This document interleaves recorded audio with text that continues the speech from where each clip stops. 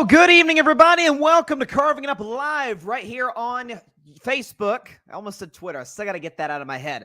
As well as the Carving It Up YouTube channel and the Grid Network YouTube channel. As always, I'm Bryson Carver, and I cannot remember in quite some time a more sports content-filled last 72 hours that we've seen in the world of sports. We got a big NBA trade that goes down Friday night. Karl-Anthony Towns to the Knicks. I'll touch on that in about 50 minutes or so. You got Ole Miss, the overrated Ole Miss Rebels, falling at home to Kentucky. Kentucky took Georgia to the wire, so maybe there's something to that. And then Bama and Georgia, which looked like it was going to be the game of the year. Then it looks like it was going to be the dud of the year at halftime. And then the fourth quarter, it is the game of the year. Back and forth between two titans of college football. And then a great NFL day yesterday with moments that made me feel great and moments that made me feel, I'm more referring to my Steelers than anything. That really hurt. But actually some good news for the Steelers. Okay, good news for the Steelers. Justin Fields, I think we got our guy. Discuss that in about 35 to 40 minutes or so. Why I have thus far been spot on the money on the New York Jets. They are validating everything that I said they'd be coming into the season. Touch on that in about 12 to 15 minutes or so. Also going to get into the Chiefs, close win of the Chargers, and why they're teetering a little bit. Not in terms of winning games. They're going to do that. It's Patrick Mahomes, man. What are we talking about? But they're in a spot where they need to really add some pieces. Get to that in about 35 minutes. What else we got on the docket? Going to talk Bama, Georgia. I'm going to talk Alabama, Georgia. What a game that was. It was fantastic contest throughout. Knicks trading for Karl-Anthony Towns. Yeah, I think that. MLB Wild Card predictions. Come on with that at the end of the show, along with predictions for tonight's NFL double dip. You got Titans, Dolphins. That's a snoozer. I'll watch because it's the only game on until a great game, Seahawks Lions. That'll be a fun one. Y'all know I obviously picked Detroit to win the NFC this year. I'm a very, very big Detroit Lions believer and have been for some time. Before we get into sports, though, and this is very important, this is going to be the theme for our show today. We are going to be doing you can call it a fundraiser, whatever you want to call it that, but you can see the ticker right there on the bottom of the screen. I apologize to those listening in the podcast audience, but you can still take this information.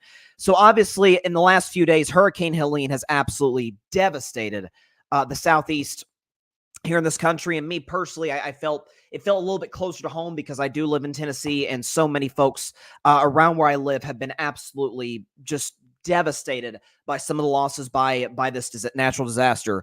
And so again, you see it says the links are below for American Red Cross, World Central Kitchen, and Convoy of Hope. The links are in the description. So if you have, it doesn't matter. You can get $5. It doesn't matter. It doesn't have to be anything crazy, but listen, if everybody in the chat here donates $5 to any of these great causes to help a lot of these folks that are really, really dealing with a lot at home in terms of what the hurricane has done to them and their families and their living conditions. So if anything counts, or everything counts, anything helps. So throughout the show, I'll be, kind of continue to spread that message. So if we can use this show today as something really positive to help as many people as we can, that'd be great. Again, I know delayed start to the show. I get that. We'll get into sports literally in a few seconds here, but please, if you can, donate anything that you can to any of these three causes, because, man, a lot of folks really need this help right now. Me and my family personally know folks that have literally lost everything. So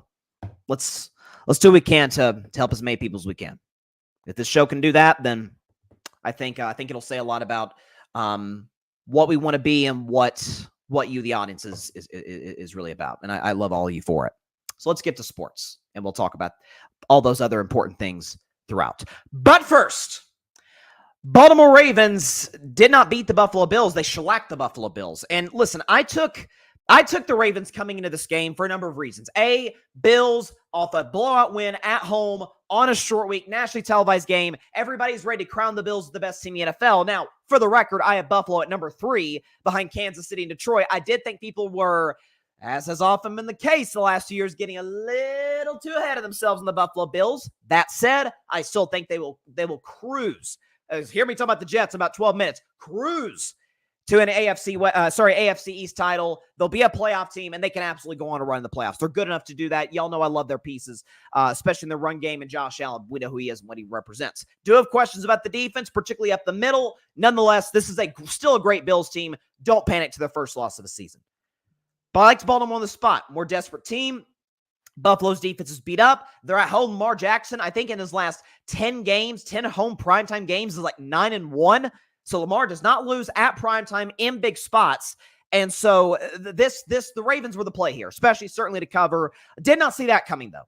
And I am willing to go so far as to say, because I said coming into the season, if y'all remember, going back to May, but certainly coming into the season, I said if they lose to the Kansas City Chiefs on opening night of the NFL season in Arrowhead Stadium, they could be in some real trouble. Like, Bryce, it's one game. It's week 1. Recent NFL history shows if you lose to a team in week 1 that beat you in the playoffs the year prior, oftentimes you end up missing the playoffs straight up. Now, I did predict the Ravens do that. I had them as the last team in the AFC, but I did think some of the losses on defense could hurt them, and I still do long-term have questions about their defense, despite the fact that they still have guys like Kyle Hamilton, Kyle Van Noy. You still got Roquan Smith. You got some ballers on that side of the ball. I just wonder about some of the pieces they lost the year prior, and certainly the offensive linemen they lost. But speaking of the offense, I may not have as much to worry about as I initially thought.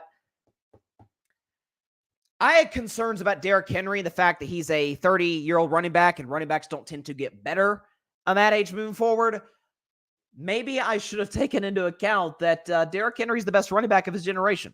Now, Christian McCaffrey's the best do-it-all running back, one of the best ever. There's no question about that. But as far as just a pure up-the-middle I-formation running back, Derrick Henry's as good as they come. We could show you what Derrick Henry's done this season after coming just 1 yard short of a 200-yard rushing game. We can show you what he's done this season. He's been Derrick Henry. First in rush yards. That says rush yards per game. That's just say rush yards total. My bad. 80 carries. That's tied for second in the NFL. 5 rush touchdowns. That's first. Yards per carries fifth. And he obviously on the Ravens' first offensive play from scrimmage rushed for the longest touchdown this season, 87 yards. And it was when he hit the hole and he had the angles of the DBs. I'm like, oh, they're going to run him down. And he just got faster and faster. I'm like, oh my God, this is prime Derrick Henry. Like, I remember years ago when he was with the Tennessee Titans. I don't know if anyone remembers when they were playing the Jaguars on a Thursday night. And I remember Joe Buck was on the call for that game. And the reason I remember, because it was a great call. Derrick Henry took the ball left and took it the whole length of the field, 99 yards to the crib. That's what he essentially did last night, just 12 yards shorter. And so he's still got that getaway speed from defensive back. So that's great news for the Ravens. And it's why I feel a lot better about this team than I did even a week ago when, yes, they beat Dallas. But let's be honest, and I said this on Friday's show, Dallas is a well below average football team that's carried by an elite quarterback and an elite wide receiver. We can argue about Dak another day. But they almost blew that game. The defense kind of started to collapse lately. We know I talked about all season long. The Ravens struggle to hold fourth quarter leads. Their defense was not very good against the pass. Well, Josh Allen had his worst game in really since the middle of last year. I mean, this is the first time the Buffalo Bills, I think it was like was it a 46 game streak where they had not scored or not lost by more than double digits. I mean, like Buffalo in the last 3 years, and I give them props for this, they don't get blown out ever. So that is something. I don't think that's a bad sign for the Bills. I think that's a great sign for the Ravens that, last season it felt like, oh, they have an identity. They added Todd Monken. They draft Zay Flowers. They go and get Odell Beckham Jr. Mark Andrews is healthy for half the year, but throwing the football, being effective with that. Lamar Jackson, winning league MVP.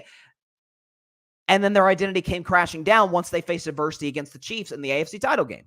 Once Kansas City went up, Baltimore kind of self-imploded. They got away from what they were good at, and Kansas City's like, okay, we'll just let you, we'll let you shoot yourself in the foot, and we'll just sit back, play conservative, and let you help us win the game. That's basically what the Chiefs did in that game, in the AFC in the AFC title matchup in Baltimore last year.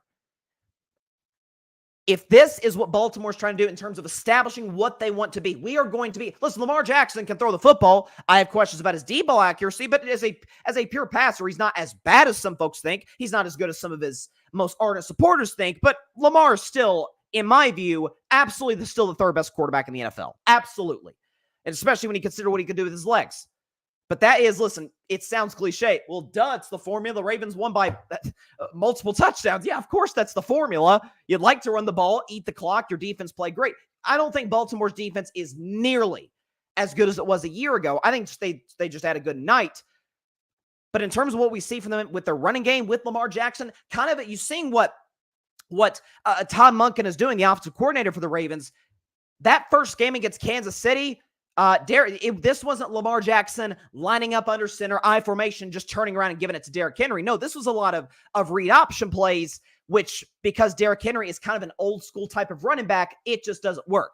Like a Madden with Derrick Henry, Lamar Jackson, who's read option. Yeah, it works, and I think it'll work from time to time in the NFL, but you're not going to get the best out of Derrick Henry that way. And Lamar Jackson, we know you're going to call some design runs, but Lamar can break out of the pocket and make some plays on his own. So I think that was a really, really, really good sign for the Ravens offensively. Now, I mean, listen, they're all bad games like the rest of the NFL. If what we saw last night, and to a degree what we saw from them against the Cowboys through 3 quarters offensively, if this is them after the 0-2 start, taking a deep breath, we're going to reestablish ourselves. We are a power running football team. We got freaking Derrick Henry. Get him the football, and he's going to make stuff happen, like what you saw with that 87-yard scamper on the first offensive play from scrimmage. Again, I still have questions about this defense, but I love the Harbaugh brothers. I'm more of a Jim guy than a John guy, but John Harbaugh's a great coach. Lamar's one of the 3 best quarterbacks in the world. Derrick Henry, especially now that, knock on wood, Christian McCaffrey is still out, Derrick Henry's still the best back in football. So, listen, kudos to the Ravens. That was impressive. I mean, I think that was more great Ravens. This may be a topic, any of the 8 o'clock spot contestants of the Grid Network that is watching this, who are watching this, this will probably be a topic tomorrow. So, go and get your notes ready. But this, to me, felt like more great Ravens than bad Bills. I mean, did Buffalo turn the ball over? Yes. Did Josh Allen fumble? Sure. I didn't think this was a referendum on the Bills. Like, oh, yeah, that 3-0 start was a mirage. I don't think so. I think the Bills are going to cruise the AFC East. I think that was more about great Ravens just hitting Buffalo with a sledgehammer out the gates. And Buffalo, by the third quarter, you could see in their body language, it was like, oh, they got us today. They got the upper hand on us today. So if you're Baltimore, you got to feel really good about this. Now, you got Cincinnati next week. Listen, I'll touch on the other Week 4 NFL games later in the show. Bengals are still not very good defensively. They can still score a lot of points. Joe Burrow has been tremendous over the last 3 weeks, I think. That's going to be a tough game in Cincinnati, but historically, I haven't checked the numbers. I'll probably do so by Friday's show when I predict this game, but Lamar Jackson's had a lot of success against the Cincinnati Bengals, and the Ravens have in general. So that's a really, really big, important win for the Baltimore Ravens. I think they're in really good shape. Once again, you see the little ticker down there on the screen that says Hurricane Helen relief. What the heck are we doing? Let's edit that. Hurricane Helene. There we go. Is that better? There we go. Hurricane Helene relief. Apologize for that. So yeah, again, I live in Tennessee. We've been hit me and my family are safe, so we're good. But listen, a lot of folks in this area do not have similar stories to tell. So if you can donate anything, American Red Cross, any of these incredible, organizations that are doing unbelievable work on the ground, being able to address those who have been hurt by this hurricane. $5. It could be $5. It could be whatever you want. American Red Cross, World Central Kitchen, and Convoy of Hope. Give me a theme throughout the show today. So if you can give anything helps, because a lot of people are hurting right now. So if we can turn a sports podcast show on YouTube and Facebook as well, but mostly on YouTube, into something positive that can help people, that'd be awesome. I think would speak to the audience. I don't want to sound patronizing, but I really mean it. So there you go. Now to the Jets.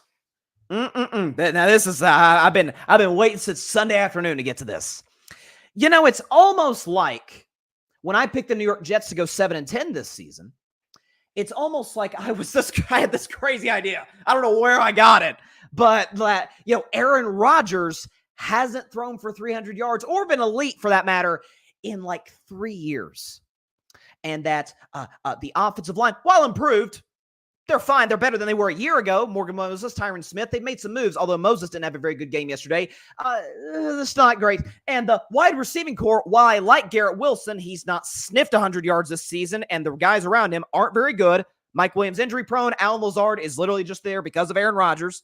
The run game, liked Breece Hall, wasn't crazy about him. Didn't think he was 10 carries for 4 yards bad, but listen, everybody has a bad game.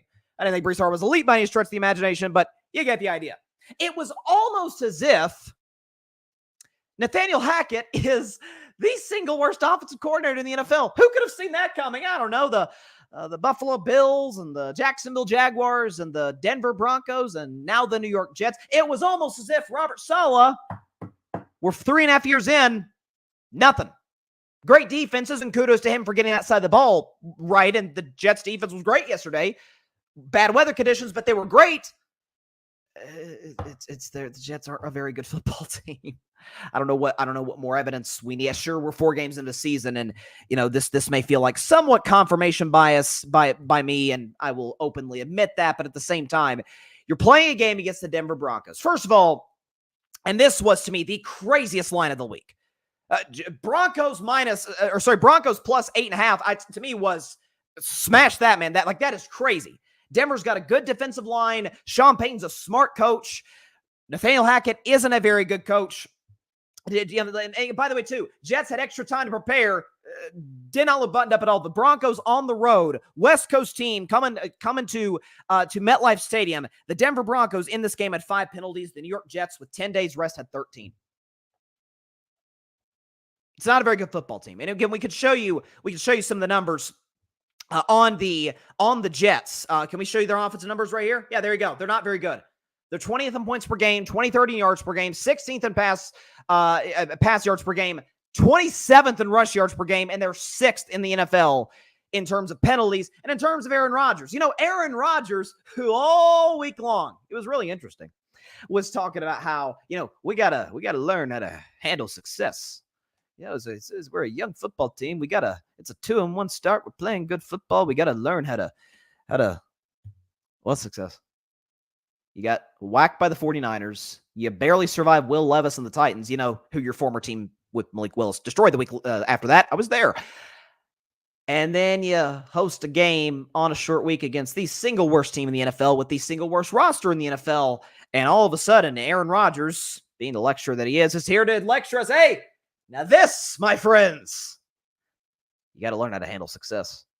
Well, fortunately for the Jets, they don't have a ton of success to have to learn from this week, and certainly Aaron Rodgers will not. Aaron Rodgers, again, 40 years old, going on 41 in December, off the worst injury, lower body injury that an athlete can suffer, an Achilles injury. More mobile than I gave him credit for, and I gave him props in that Patriots game. He moved very well, and I thought he moved okay yesterday. Didn't get a ton of protection, so I'll give him that pass. But older, 40 years old, off an Achilles, hasn't been great in 3 years, hasn't won a playoff game in 4 years. Oh, all of a sudden he's going to take the Jets to the next level to win the division or be a playoff team. No, he's not. This was the part of the schedule for the New York Jets, and then I'll show you Rodgers' numbers. But this was supposed to be the part of the schedule for the New York Jets that they were supposed to crush teams if they were what folks said they were. They were supposed to get blown up by San Francisco. That's not shocked by that at all. Niners are a way better team. They're supposed to spoke the Tennessee Titans. Tennessee's not very good. They're not. Trust me. Saw him in person. Saw Will Levis. He's as bad in person as he is on television. He might be the worst quarterback in the NFL. Well, second worst. Mac Jones is still employed. But the Titans aren't very good. And it took the Titans kind of giving the Jets multiple opportunities for the Jets to finally be able to steal that game. And then against the New England Patriots, yeah, kudos. You beat New England. I am really, really impressed. A team coached by Jacoby Brissett, who doesn't have a wide receiver who could really start for any other team in the NFL. Their best players are running back who has a fumbling problem. Yeah, congrats, kudos. I am very impressed. And then you lose to a game to the Denver Broncos. And Bo Nix, who had -7 yards passing in the first half and for the game, had a grand total of 60 passing yards and a passer rating of 67. Can we show you what Aaron Rodgers has done this season? He's been kind of average, which I've said he is for a while now. 15th in passing yards, tied for 11th in touchdown, 24th in completion percentage. The king of passer rating is 16th in that department, and he is 20th in the NFL in QBR. Aaron's not bad by any stretch of the imagination. I'm not trying to say that, but I am saying he's not anything close to what he was just 3 years ago with the Green Bay Packers. I'm saying that Robert Saleh, Robert Saleh, this is the first year of his career that he's had a good quarterback. Yeah, how's that going?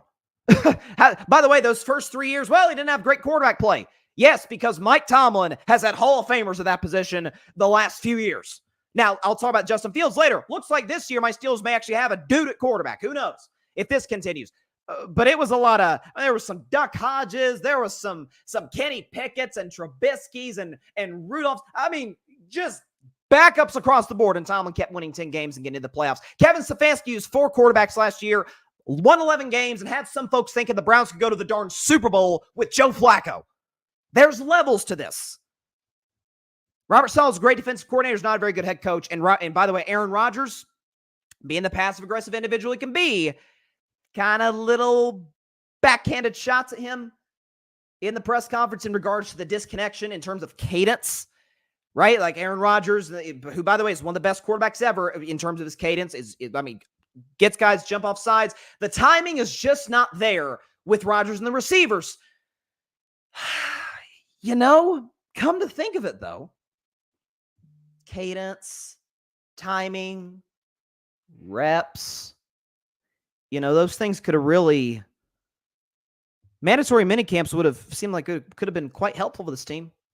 Oh, I'm sorry, but Aaron Rodgers went to Egypt.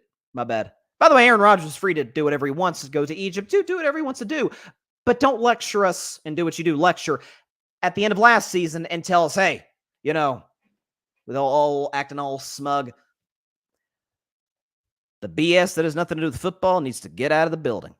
And as I said at the time in June, the irony was Aaron's not in the building. There's a locker room disconnect. The coach and quarterback, clearly there's animosity there. I don't think that's deniable.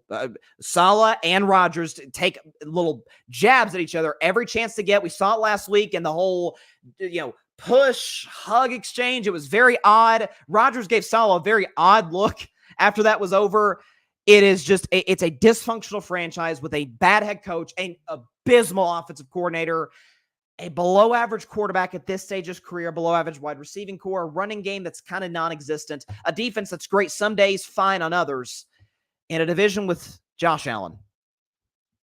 And folks were trying to by the way, the easy part of the Jets schedule. You heard me mention that? And here's who they got moving forward.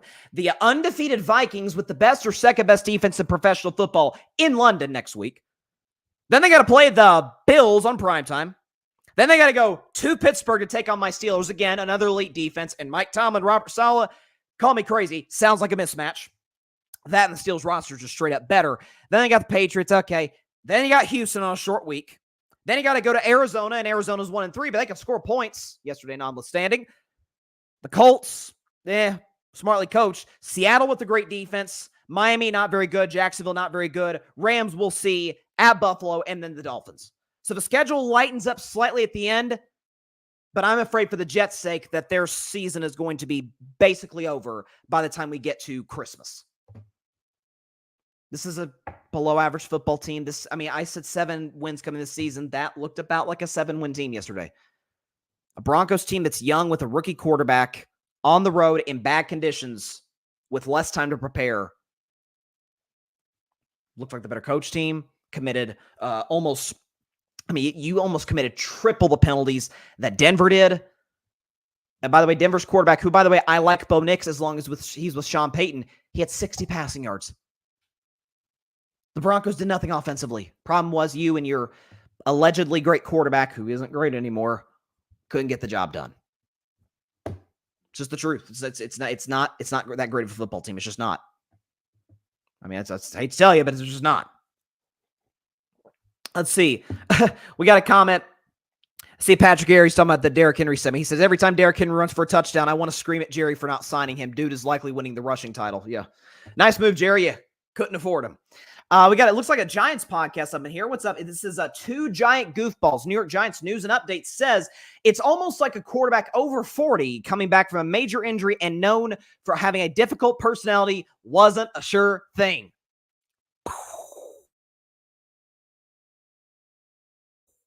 What What a crazy take, huh? Listen. Glad I'm not alone on this. I saw Stephen A. Smith today, the great Stephen A. Smith. But I saw that Stephen A. said he was really high on the Jets coming this season, and now he's like out on the Jets. He's not feeling the Jets, whatever. This is I mean, they're not that good. I hate to say it. And by the way, I know Jets fans. John Rivera, shout out to him. Great friend of mine. I love John. Alfred Parslow Jr., who does the graphics for the show. Great guy as well, and a good friend of mine as well. They're not that good. I mean, they're just not. They're a poorly run franchise with a bad coaching staff. Maybe the worst coaching staff in football, potentially. An roster and an quarterback. I mean, I was talking to somebody yesterday, and they said, "Hey, is Aaron Rodgers a top 15 quarterback?" I'm like, "No, I can name like 17 guys better than him." I'm sorry, it's just they're not that good. And like you said, two giant goofballs. Saleh is also a DC. He's not a good head coach. No, he's not. We have all the evidence we have. And by the way, one of the issues, and I've done segments on this in the past, I certainly did last year, Saleh's record in December, which this is notable, but not just because the games are bigger, but because teams have more tape on you. Saleh's I think statistically, like the worst coach in NFL history in the month of December. I mean, so you think it's bad now? And I said this last year, at the end of last year, and Jets fans thought I was out of my mind.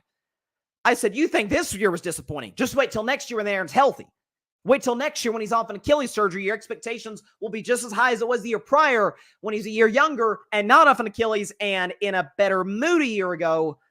This puppy's going to develop quickly. I would actually be kind of surprised if the Jets are not 2-5 on October 21st.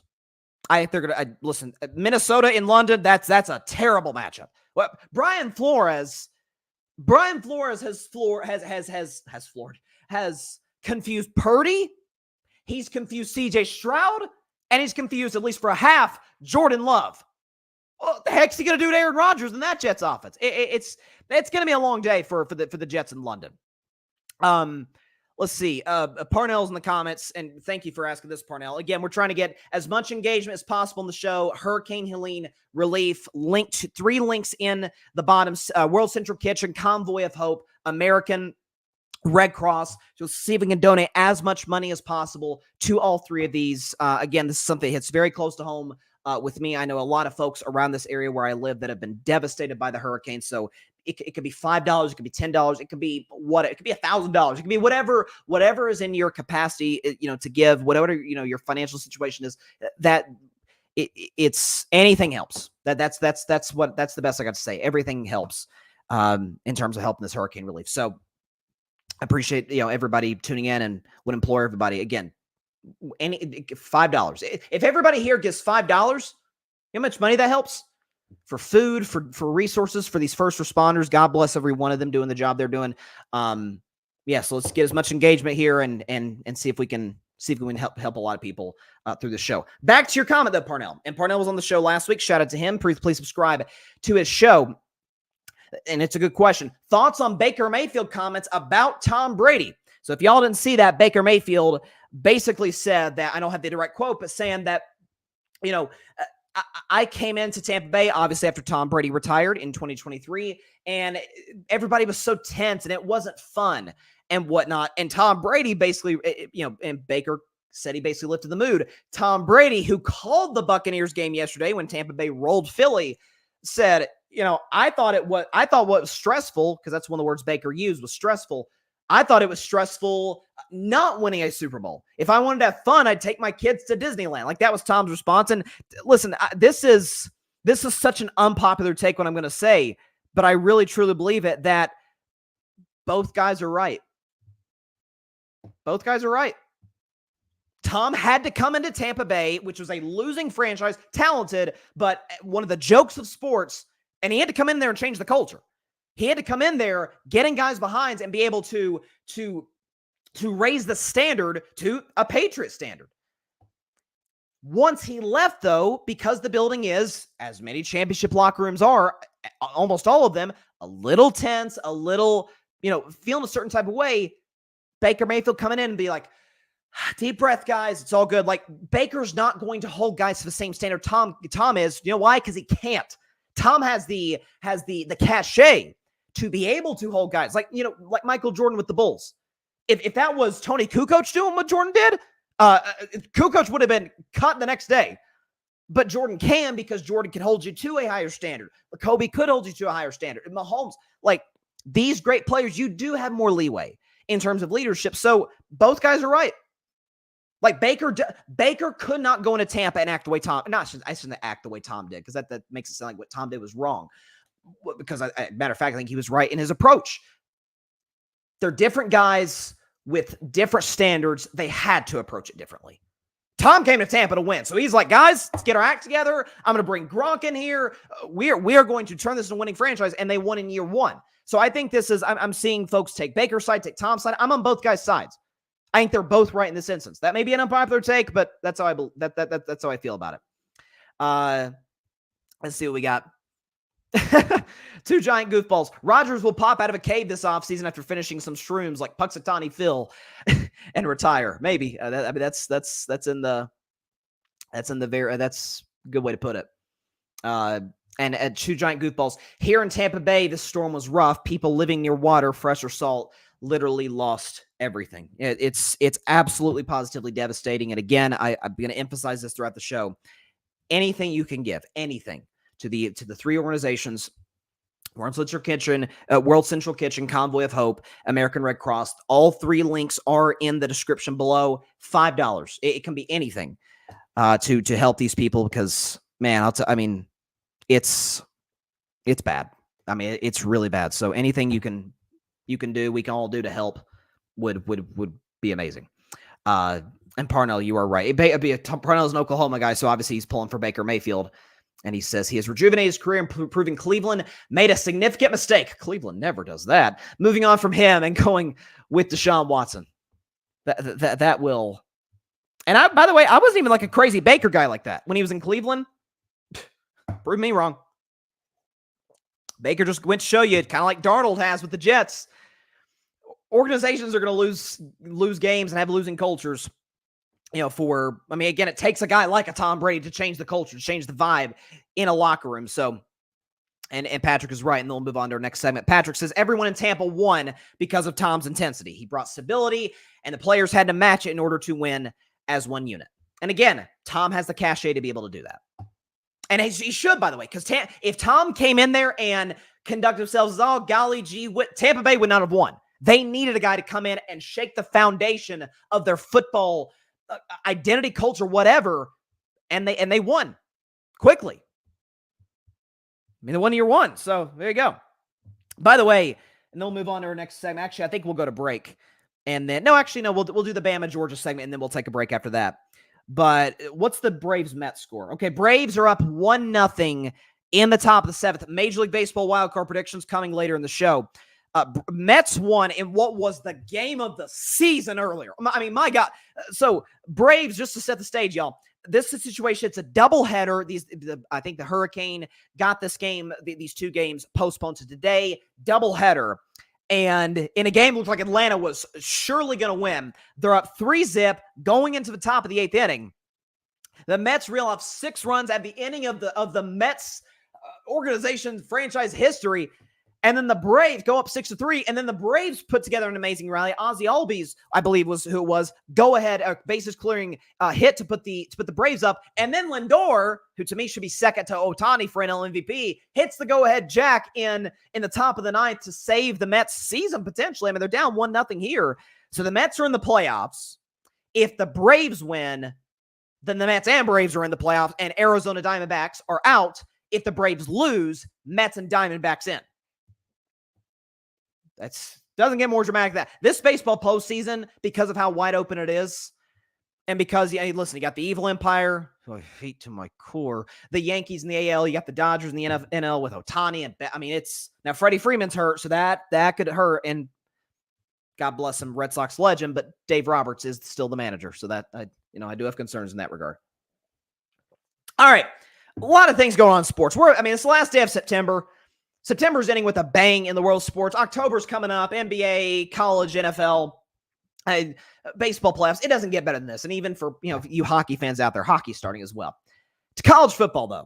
So Alabama, Georgia, this was billed, rightfully so, at least to this point in the season, as the game of the year. You got two of the titans of college football. You got an Alabama team, first year without Nick Saban. Kalen DeBoer, who's, in my opinion, a top 5 coach in the country, comes in, brings some of his Washington guys to Alabama. Bama still, I picked the Tide to win the game. I could not believe that they were home underdogs. Georgia comes into that spot as undefeated. They blew out Clemson to their credit, but a 13-12 road win, barely escaping Kentucky, who's better than we thought. They beat Ole Miss. Ole Miss is overrated, but that's another story for another day. Georgia has, week off. They're in a good spot here. And what was billed as the game of the year looked like the dud of the year through the first 4 drives for Bama, going up 28 zip. And even coming in the fourth quarter, I believe the score is 33-15. Was it 33-15? Yeah, 33-15. Alabama Crimson Tide. The Tide were up in that stage. I'm like, okay, it's over. And then Bama with some, and this is the only thing, I love college football passionately. It is amazing. The atmosphere, the band, the pleasantries, the tailgating, the energy of the atmosphere, all of it. This is one of the reasons I prefer the NFL, man, is because clock, and I love DeBoer. DeBoer's a great coach. I've been a fan of his for a long time. Clock management in college football is just atrocious. I criticized Deion Sanders, by the way, 4-1 Colorado Buffaloes, criticized Deion Sanders for it in week 1 against North Dakota State. Disastrous clock management that almost cost Colorado. DeBoer's clock management, and to a certain degree, Jalen Milroe's clock management, very, very suspect. Allowed Georgia the time to get back into this football game. And then they go up, the Georgia Bulldogs, in a spot. What's the score at this point? I want to make sure I get this right. I think they're down. They're down 5 at this point. 33-28. Beck hits a Dylan Bell on a long touchdown. They kick it back to Alabama. Jalen Milroe hits the 17-year-old. Ryan Williams, kid should be still doing a pre-algebra, I don't know. Hits him for a bomb for the go-ahead touchdown, and then the Tide get an interception at the end off Carson Beck to win it. So, listen, for Alabama, this is their number 1 team in the country.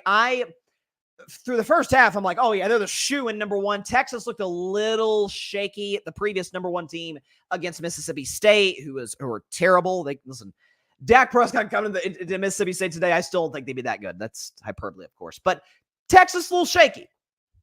Bama at home as underdogs somehow, some way, are smoking Georgia. They're turning the football over. Milroe's running all over the field, and just the efficiency of their offense. O-line's doing an unbelievable job.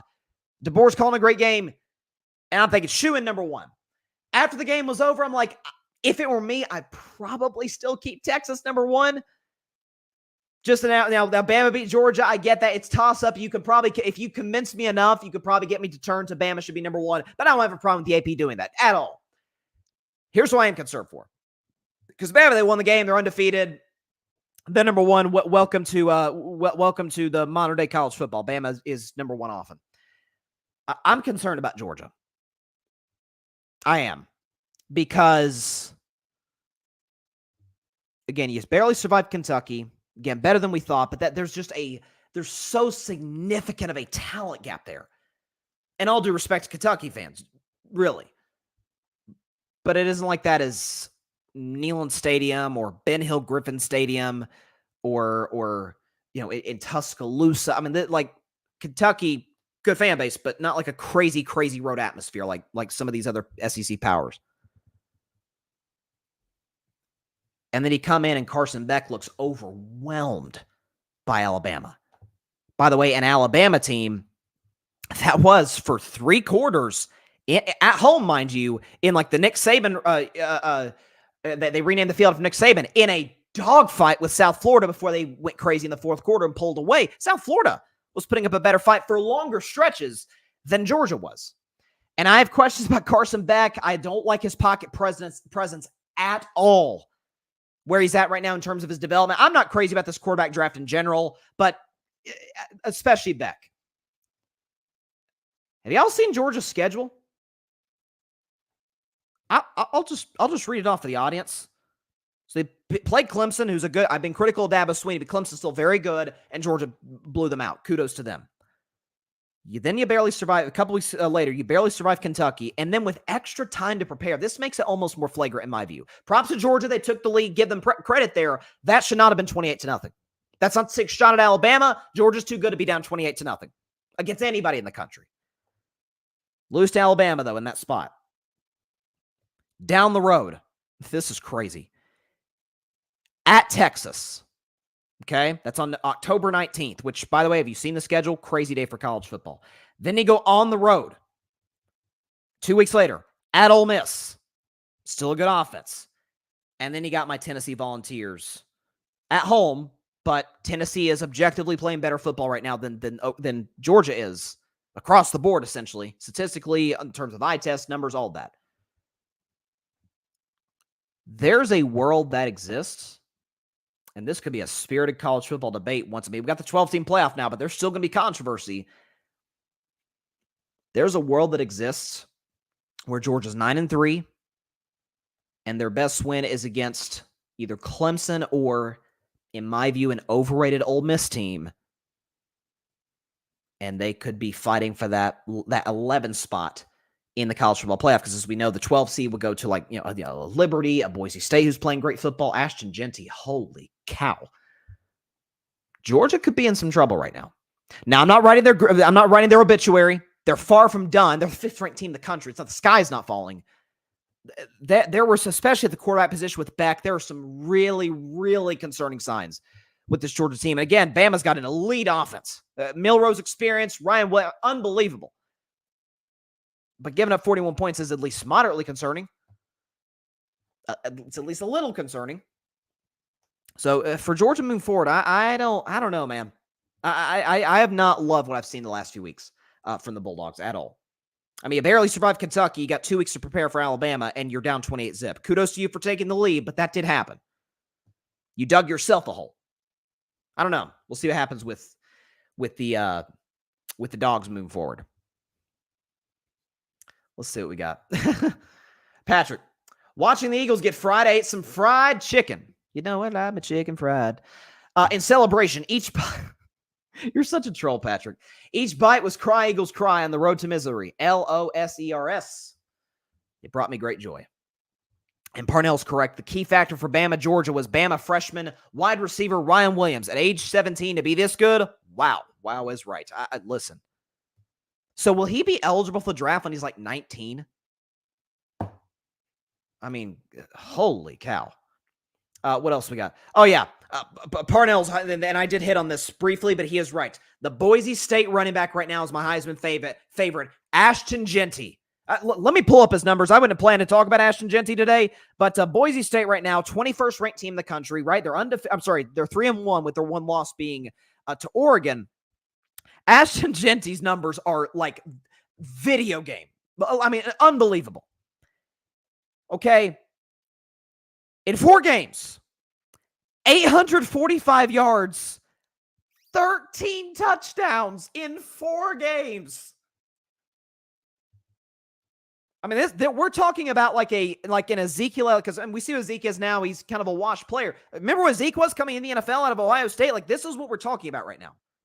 I mean, this kid is like, I'm usually a proponent of wait till like the 4th and 5th round to get your running backs. I mean, Kansas City got Pacheco in the 7th round. This is one of those rare guys that, depending on what situation the team that could be drafting him is in, if they're a ready-made situation that needs a running game, Dallas, you take him in the 1st round. This kid is awesome. And I'm 100% with you, Parnell. He's, to me, clearly the Heisman favorite. Now we got a ways to go. Cam Ward, Miami barely. Again, this is a great weekend of college football. Like Miami barely surviving on a controversial call against Virginia Tech. I didn't think it was a touchdown personally by the angle I saw. Nonetheless, crazy game there on Friday night. Ole Miss gets upset.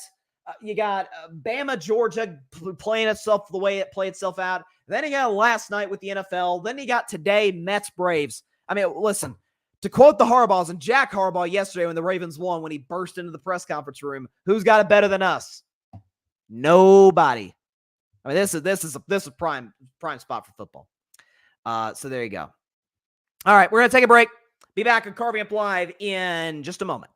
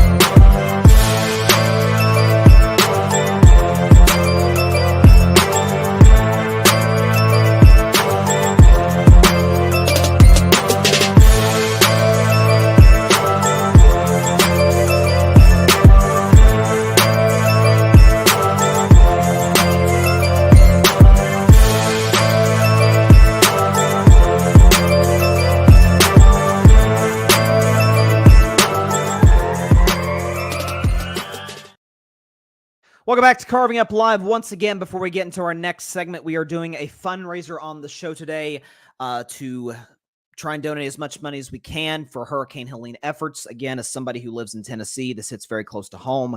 A lot of folks out there are struggling right now, so if you can donate, we got 3 links in down below on YouTube: American Red Cross, World Central Kitchen, and Convoy of Hope. All 3 of these organizations are doing unbelievable work on the ground, helping these communities recover from what was a devastating storm in the last few days. So anything you can give will be greatly, greatly appreciated. If we can use this show as a vehicle, as an avenue to help folks out there with what they're dealing with, that'd be incredible. So, anything you can give really, really helps. Because again, somebody who's close situation, a lot of folks are really hurting right now. To the Pittsburgh Steelers, my Pittsburgh Steelers. That was really painful. I mean, like that one kind of hurt a little bit. I'm not gonna lie. My Steelers lose 27-24 against the Indianapolis Colts. By the way, this was one of my 3 if I were a Batman games. I went 0-3 on Sunday. I'm 2-9 on the season, and I am absolutely beside myself. But you know what? It's going to be a great story. I'm going to rebound on if I were a Batman, and my season's in, I'm going to have a winning record. That's all I'm going to say on that. But on the Pittsburgh Steelers, so Indianapolis loses Anthony Richardson, and by the way, good news, prayers up for him. It looks like he's going to be back sooner rather than later. It's been reported that it's a day-to-day injury in terms of his hip. But Joe Flacco comes in, and Joe Flacco is used to playing the Pittsburgh Steelers, obviously, from his days in Baltimore, and does an admirable job. 16 of 26, $168, 2 touchdown passes, and a pass rating of 105.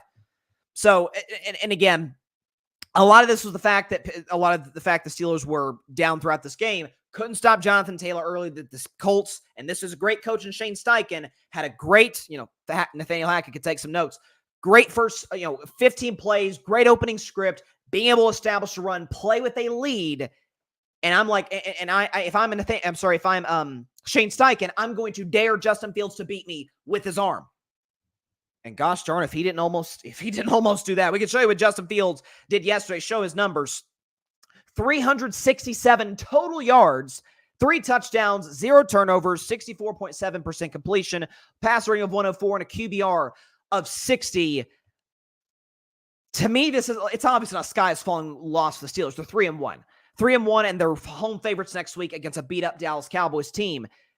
But this, to me, is one of the best losses I can remember in the last few years with the Pittsburgh Steelers for this very reason. So the defense had a down day at the office. Yeah, who doesn't?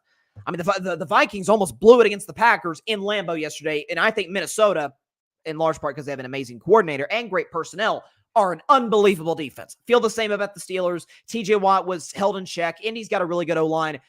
Steelers defense will bounce back next week against Dallas. No question about that.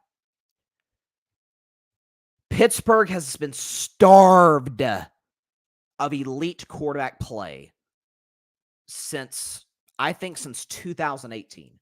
When Big Ben, if memory serves me correctly, led the NFL in passing yards that season. The year prior, the Pittsburgh Steelers were Super Bowl contenders. Obviously, Jacksonville took them out. Year before that, they made their last AFC title game, which, by the way, the game prior against the Chiefs was the last playoff game the Steelers have won. They have not won a playoff game in 8 years. And in large part, it's been because of a reluctance, is probably the best way I can put it, to adjust and adapt to what the modern NFL is. Which is, and you need to have a great defense, no question. You can't be the Philadelphia Eagles. Of course, they have a bad defense and offense, but you're going to need a great defense. But it means nothing if your offense is below average. Used to, you could win Super Bowls with Brad Johnson, with guys, a Trent Dilfer, game managers just don't screw up. No, now you need playmakers, the quarterback position, to go on long playoff runs. And I'm not saying the Steelers are going to win the Super Bowl or anything. I think the Chiefs are still the favorite. I'll get into them in about 5 to 10 minutes. What I saw from Justin Fields, and I talked about it last week after they beat the Chargers, the Steelers beat the Chargers, is accuracy. The dude's completing 70% of his passes at this point, right? Or at least certainly was coming in this game through the course of the season. Still completing 70% of his passes. We knew he was mobile. He ran for 2 touchdowns in this game, but he was accurate. He was a good decision maker with the football. He was putting guys in position. Good back shoulders to George Pickens, taking shots over the top. And this has been I say this very, not reluctantly, but I say this with air quotes, It's been a quarterback controversy in Pittsburgh. Mike Tomlin every Tuesday, every week has said, hey, Justin is going to start if Russell Wilson is still out. The Steelers website still has Russell Wilson as QB1 on the depth chart. Coach T needs to go to the press tomorrow, go to the media tomorrow in Pittsburgh. Justin Fields is our guy. Justin Fields is the starting quarterback for the Pittsburgh Steelers. He's earned that right. Because last year, Steelers fans back me up on this. Last year, in that spot, down 17-0 in the second quarter, the final score of that game probably ends up being like 38-7. There was a game against Houston where the far superior quarterback, Stroud to Pickett, are you kidding me? Smoked the Steelers. Again, Houston got out to a lead, never looked back. The Colts did it to Pittsburgh a year ago. Like, this is, if your defense is having a bad day at the office, and those are going to happen from time to time, even for a defense as good as Pittsburgh's is, with all the superstars they have on that side of the ball, you're going to have a bad day at the office if the coach has a better game plan. Whatever the case may be, a team just maybe more ready to go. Can the offense back it up? Can the offense cover for it to a certain degree? Now, it took them a while, but Justin Fields in the second half of this game, a game that looked like it was, it's Colts are going to win this puppy, led his last 4 drives of the game. Touchdown, and then it was a turnover and downs because of a bad snap on a first down play when the Steelers were actually moving the football pretty effectively. He's accurate, which I've never been able to say that about Justin Fields. And again, by the way, a lot of credit, Arthur Smith. He's utilizing the play action, but also, too, when they beat up Pittsburgh Steelers O-line, Kenny Pickett, Mason Rudolph, Ben Trubisky and by the way, at the end of his career, Big Ben just could not make plays outside the pocket. They just couldn't do it. This kid can. He can be able to outrun a defensive lineman, even if it's just as simple as throwing the ball away. But if, being able to take off for a 3 to 4 yard gain, just get a positive play out of a bad situation, you got a kid that can do this. Now we'll see what happens as more and more defensive coordinators, especially particularly in the AFC North, get film on him. But from what I'm seeing thus far with Arthur Smith, that tandem, it's been beautiful. George Pickens getting the football. Pat Freiermuth finally caught a touchdown. The running game has been effective. Now, my questions about the Steelers moving forward, it relates to their offensive line. They've dealt with a ton of injuries. Just lost a guard yesterday against Indianapolis. But this is, listen, the AFC North, obviously the Bengals won, the Ravens won, the Cleveland lost. I still think Pittsburgh's got a good shot to win this division. And we talked about with the Jets earlier, like the early part of the Jets schedule is easy. You got to hammer these games, and you're 2-2. You're in bad shape. Pittsburgh Steelers could have very easily been 4-0. If not for a bad snap by the center at the end. I feel great about my Steelers moving forward, especially in a game against Dallas where Micah Parsons is almost certainly not going to play. DeMarcus Lawrence is certainly not going to play. Dak has a below-average O-line, a terrible receiving core aside from CeeDee Lamb. Pittsburgh's a 2.5-point favorite. I really like Pittsburgh in that spot. And I'm curious to see how much the line moves over the course of this week. But I think Pittsburgh coming off that loss, sure, Dallas has extra time to prepare, and it's like a homecoming for Mike McCarthy, who is Pittsburgh man through and through. Steelers in good shape. I mean, I'd have much rather lost the game that way than like 10-7 or 13-10. Like a situation where like the defense is doing all it can do. They forced turnovers. By the way, I believe no forced turnovers yesterday by the Steelers. Could not force turnovers, couldn't get pressures, and you still had a shot to win the game. So what's going to happen when your defense is on the money, is playing well, which the Steelers are going to do throughout the course of the season? That showed me a lot. Like, you learn a lot about a quarterback, but about anybody in life. You really learn what a person is about when ish isn't going their way. When when the fit hits the shan, so to speak, when it's just a spot where nothing seems to be going your way, you can't control your circumstances. You can't control how you adjust and how you adapt and how you attack those circumstances. And Justin Fields didn't let it bother him. He was cool. He was calm. He's collected. The Steelers offense. You could see in their body language a year ago. It's like, can we just get something positive? It was happening all day yesterday. Listen, a loss is a loss. But I'll take a loss where your defense, which is top 2 in the league, has a bad day at the office, and the offense did all it could to give yourselves a shot to give the team a shot to win. So I'm not going to do the old cliche, I feel better about the Steelers after the game than before the game. But offensively, I do. So I think Pittsburgh's in a good spot. Now shifting, though, real quick. Shifting to Kansas City. So they're 4-0. They're on a 10-game winning streak against, by the way, some elite competition. So they beat the first 2 games of the win streak. It's Cincinnati without Joe Burrow, and then it's the Chargers when everybody basically sat their starters in Week 18. Miami Dolphins, Buffalo Bills, Baltimore Ravens, San Francisco 49ers, Baltimore Ravens, Bengals with Joe Burrow, Atlanta Falcons, and now the LA Chargers, who I had before the season go into the AFC title game. I still feel good about that.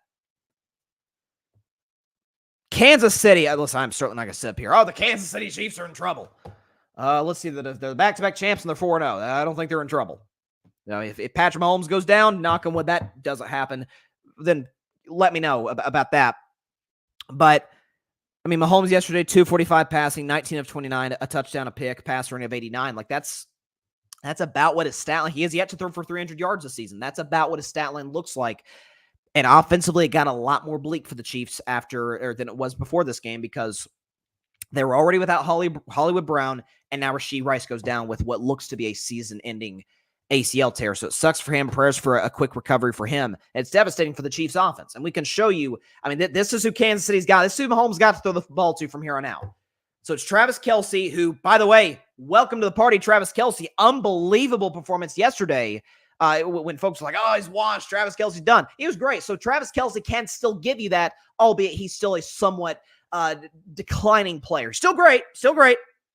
Chiefs fans, don't get on me. I've been pro Chiefs for many years now, but Travis Kelce is objectively not the player he was even 2 years ago. No Grace fine. Good backup tight end. Xavier Worthy could fly, caught that touchdown. That was a big play. That was a good sign for the Chiefs. And then it's Juju Smith-Schuster, Sky Moore, who I can catch passes better than Sky Moore, and Justin Watson, who's like a bounce around the league guy. Kansas City's got to be active at the deadline, and I'll actually use something, Patrick, if you're in the chat, you'll like this. Next couple of weeks, I call the Tennessee Titans and inquire about DeAndre Hopkins. Now, DeAndre is not the player he once was. There's no question. But as the old saying goes, the late, great Toby Keith, what'd he say? I'm not as good as I once was, but I can be as good as I was once. DeAndre Hopkins and Travis Kelce, kind of similar stages of their career now. They've been in the league for a decade. They've been all pro level guys. Travis Kelce's had more postseason success, but that's obviously because he's been in a much better situation than D-Hop has been. What are you? The Titans just, if the Titans have any sort of self-awareness, they're just going to let a potential future Hall of Famer rot on a team that's going to win no more than 5 games.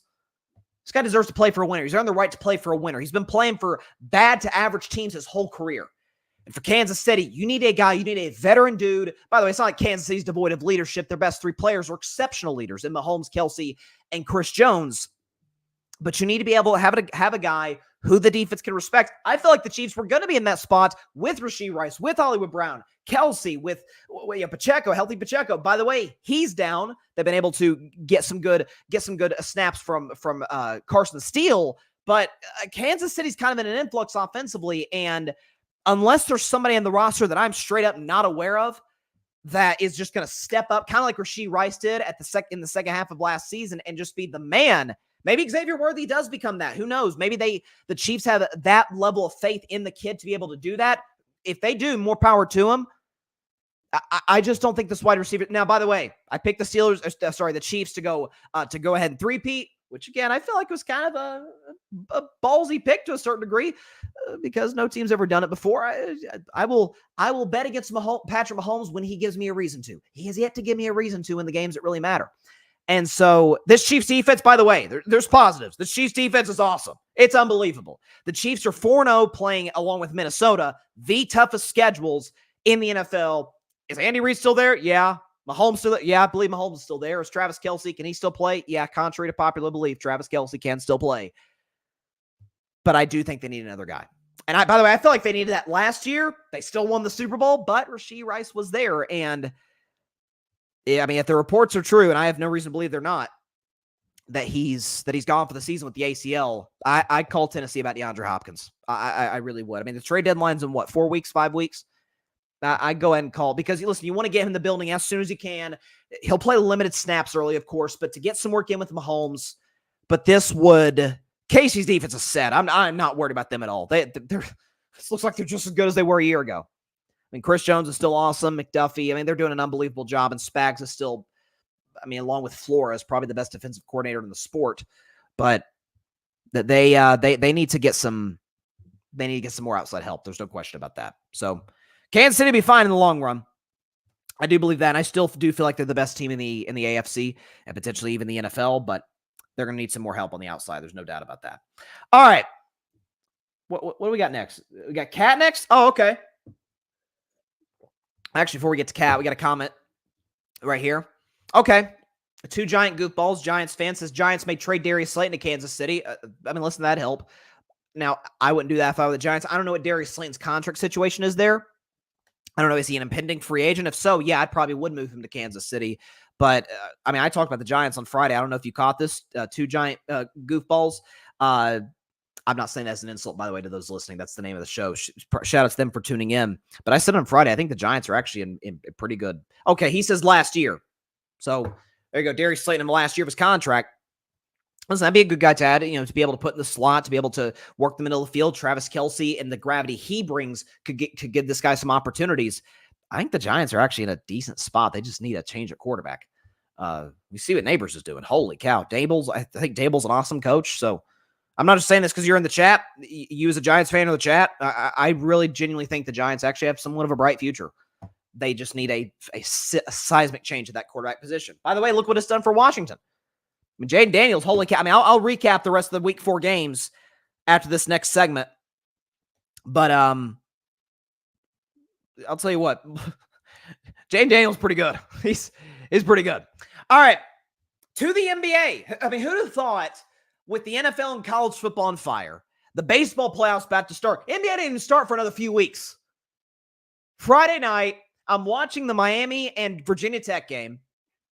And then boom, in the middle of nowhere, I want to say Woj bomb so bad. I miss Woj. Man, that's my guy. Shout out to him and his future endeavors. But man, I miss the Woj bomb. But shout out to Shams Charania, though, because he broke the news that the New York Knicks have traded for Karl-Anthony Towns for the Minnesota Timberwolves. The Timberwolves are in that trade get Dante DiVincenzo, Julius Randle, and a first-round pick, a future first-round pick. So, first of all, on the Minnesota side, I was talking to a buddy of mine, Grady Edwards. Shout out to Grady. He's often commenting on the show and being active. He's a great guy.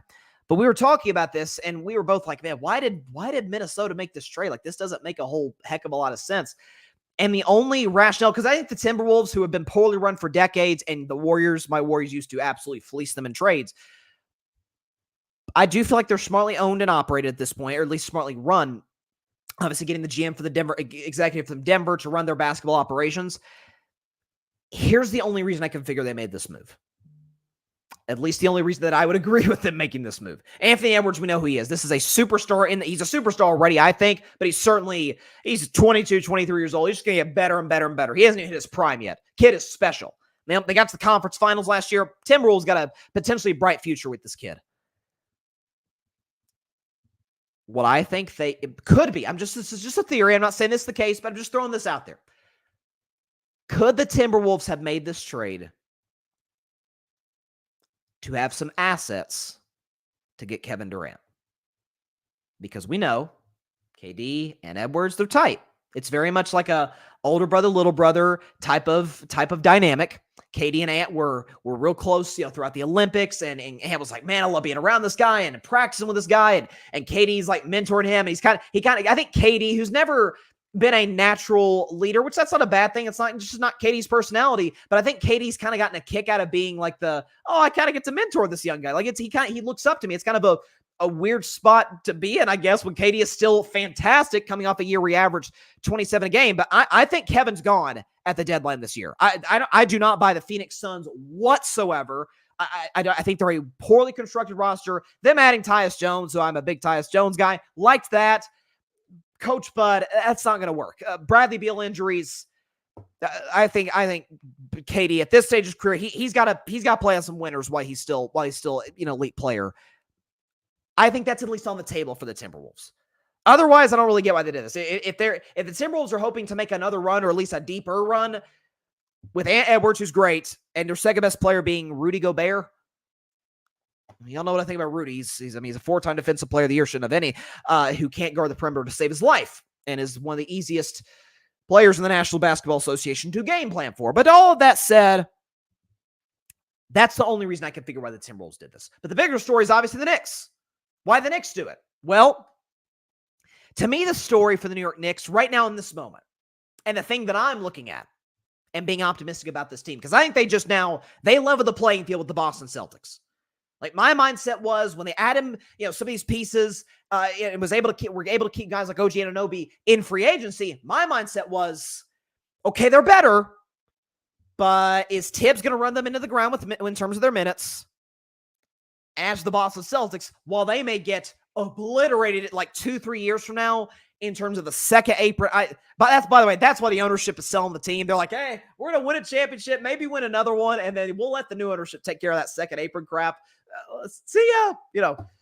That's why they did it. I still feel like the Celtics had the edge in terms of depth, in terms of veteran leadership. Now you have Tatum and Brown with the ring on their finger. They feel an extra sense of confidence about themselves, and Mazzulla has proven himself to be a pretty darn good NBA head coach. Here's to me why the Knicks have leveled the playing field with the Celtics. It's not just because of Brunson, who I'm a huge Brunson fan. He was insane in the playoffs last year. Unbelievable. It's not just because of Cat, who's now their second best player, multi-time all-star guy, right? Can shoot from the perimeter, has struggled in the playoffs, but in this spot, I think he can work. You know what that is? The story in this whole trade, this whole dynamic, is Mikal Bridges. And the reason I say that is because now Mikal Bridges, who's a guy who can get you 20 a game, who's an outstanding defender, that's your third option. When's the last time Mikal Bridges was the third option on a team? Oh, yeah, it was the Phoenix Suns who made the NBA Finals 3 years ago. And then the next year prior, yeah, they choked their guts out to Dallas in the second round, but they won 65 games that season. If Mikal Bridges, who, by the way, is a better player today than he was at the end of his time in Phoenix, that's your third option? Yeah, Knicks are in a good spot. Knicks are in a really, really, really good spot moving forward. Again, you have a big who can space the floor. You have Jalen Brunson, who's a great assist guy, can score the basketball very efficiently. We saw what he did in the playoffs despite dealing with injuries and a beat-up roster. I mean, at times, a second option. I love DiVincenzo, but DiVincenzo was often the second best player on the Knicks because OG Anunoby was dealing with injuries against the Pacers in the second round. I mean, this is to me, the story in the Cat trade is not that Cat's a Knick. It's that Mikal Bridges is the third option. It's kind of like when Kevin Durant joined the Warriors. And listen, love Cat. He's not Kevin Durant. Certainly not prime Kevin Durant. But when KD signed with my Warriors, it was like, oh my God, Steph and KD, this is unstoppable. And I was like, Klay Thompson's your third option? And then he goes on, Klay, obviously, in that era, goes for 60 3/4, breaks the record for threes made in a game, which he still holds to this day. Like, it's, if a guy and Mikal Bridges is no Klay Thompson, by the way, but I'm saying it's in a lesser sense, somewhat analogous, that a guy who's an all-star caliber player, who can average 20, who plays outstanding defense, outstanding perimeter defense, and is always available. I don't think Mikal Bridges, I could be wrong on this, but I don't think he's ever missed a game in his career. And he's been in the NBA since, I think, 2018. Durable, great defender. I mean, is the ultimate guy you want to have on a championship roster. The Phoenix Suns can tell you that, when he wasn't quite the player he is now. If that's your third option, man, you're in good shape. And by the way, on the nights where a Cat or a Brunson may miss, well, he could step into being that number 2 role easily. He was going to be that this year. I think he was going to be that over Julius Randle. I really do. I never thought Randle within this current iteration of the Knicks was going to work. Large part, Julius Randle is, I'm not really sure what he wants to be in terms of player. He's got the mid-range. He can score down low, but he likes shooting a lot of threes, but he's not that good at shooting threes. Knicks are in a good spot. My only concern, I don't have it as much now as I did prior to Friday. My only concern with the Knicks is Tibbs. He runs his players on the ground, man. He does. But with that said, I don't know if it's necessarily like equal level playing field with the Celtics as it pertains to just on paper roster. But in terms of the dynamic, in terms of the hierarchy, so to speak, in the Knicks when it comes to scoring the basketball and playing your roles, they're in good shape. I mean, I honestly think last year I would have picked the Celtics to beat the Knicks in the conference finals if the Knicks were healthy, but I think that puppy would have went 6 or 7 games. I think the Knicks would have put up a better fight than Dallas did. I do. I really genuinely do. But then, even had they survived the Pacers, Boston probably would have taken them out in 5 because they just Knicks didn't have enough bodies. I mean, that's what hurt them at the end. I'm just looking at the roster right now. Like it's good. I mean, you got Bridges, Brunson, Cat, OG Anunoby, who was a godsend for them at the deadline last year. You got Precious Achiuwa. I mean, you got some good players in this team, man. Josh Hart, Shamet, who's a good spot-up shooter. This is a great Knicks team. This to me is the second best team in the NBA. Right now, OKC is my favorite to win the West. I don't think they're as good as this team. They're good, really good. And hey, listen, how great for the NBA would it be if we get a Boston-New York Conference Finals? Oh my gosh! I mean, knock on wood that both teams are healthy and that happens. That'd be amazing. That would be unbelievable. I think would ESPN. Oh no, ESPN wouldn't have us. So Mike Breen wouldn't be calling the games. Obviously, he's a Knicks guy, of course. Mike Breen. Shout out to Mike Breen. 2 giant goofballs. Kevin Durant moves more often than a hippie in a Volkswagen van. That's funny. There's some truth. Listen, I love KD, by the way. KD is my guy. He is. I've said I think KD's the most gifted scorer in the history of the game of basketball. I think he is unbelievable, but he's a different character. Now, that said, I think KD's an outstanding human being. I mean, you see what he's done in terms of his philanthropy, in terms of what he's done for other players. He's rubbed certain teammates the wrong way, but there's been other teammates like Steph Curry swears by the guy. I mean, Steph gets along with everybody, but Steph is adamant, loves Kevin Durant. And it was sometimes rocky in Golden State. And for Steph to still feel that way I think speaks to the character of KD. So, hey, but crossing fingers that KD, or maybe this is a pipe dream, but Giannis ends up with Steph. I mean, NBA media days today, and Steph was like, hey, basically the line from Steph was, as a matter of fact, I want to pull this up, and then we'll go to break and then do NFL recap. Because I want to get the quote right from Steph, because it's basically when Steph said, I'm like, oh my gosh, I've literally been saying this over and over. Do we have the quote by Steph Curry? I think we do. He was talking to the media today. Today's media day in the NBA. He said, this is from 95.7 The Game, which is a Bay Area radio station. I think we have it. We may not. I guess we don't have it. Either way, basically what Steph said was, I think we're good enough. And I'm like, oh my gosh, Steph, you literally took the words out of my mouth, what I've said all offseason after the Warriors missed out on Lauri Markkanen and Paul George. The Warriors can keep afloat. We're good enough to be good. And then maybe we'll see if Steph was basically, we'll see what happens. That to me is code for we still need another piece, but we're good enough to stay up, head above water until the trade deadline. Which I said the Warriors cannot win. Now, if they add listen, Giannis might be getting a little too aggressive here, but a Giannis and certainly a Kevin Durant, which I feel like would be more realistic. That's a title contender, because I do think the Warriors are better now than they were last year. Problem was last year they didn't make the playoffs. And Steph Curry, I trust. Steph Curry's there. I ain't bet against my Warriors. You kidding me? I ain't bet against the 6th greatest player in NBA history. All right, before we go to break, super fast, I did want to mention this because we've lost so many freaking legends this year, man. We lost Maggie Smith over the weekend. We lost Chris Christopherson. And we lost truly great man in the NBA family today. Dikembe Mutombo died. He was 58 years old. He had, according to Shams Charania, been dealing with brain cancer. Now, we all remember, obviously, we're going to remember Dikembe Mutombo as the no type of guy with the finger wave. He's one of the greatest shot blockers to ever lace him up. I mean, he's a Hall of Famer too, by the way, basketball Hall of Famer. That to me is not the story. Magic Johnson in his tweet earlier today really kind of summed it up, what Mutombo has done off the court. This is what Magic tweeted. Through his he said that he dedicated much of his life to serving others, which is evident through his lasting impact both in the U.S. and in Africa. Through his foundation, he helped build a remarkable $29 million hospital in his home country of Congo, personally contributing $15 million to the project. As an NBA Global Ambassador and a Goodwill Ambassador for the United Nations, he received numerous well-deserved awards over the years for his humanitarian efforts. This is a guy who put a ton into cancer research, a ton into addressing poverty in Africa. I mean, this was as good of a human as you could have possibly imagined. He was, I mean, quite literally the very definition. He was 7 feet tall of a gentle giant. He was just lovable. Everybody who knew him spoke the world of him.